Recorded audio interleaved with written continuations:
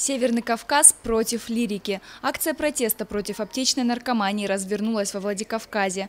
Представители общественных организаций и просто неравнодушные жители вышли на улицу с требованиями запретить продажу некоторых лекарств, вызывающих привыкание, а также ввести уголовную ответственность за их распространение. Один из таких препаратов – лирика. Изначально он применялся для борьбы с судорогами и болью. Теперь его употребляют и в других целях – для получения удовольствия. Подобные акции сегодня прошли во всех регионах Северного Кавказа. Сегодня основная наша задача – это объяснить молодежи, что такие препараты, как лирика, альгерика, тропикамид, являются наркотиками. И малейшая даже в незначительных дозах употребления данного лекарственного препарата вызывает в дальнейшем привыкание. Наша основная задача – это сформировать в сознании молодого человека понимание того, что данные препараты нельзя употреблять без рецепта врача.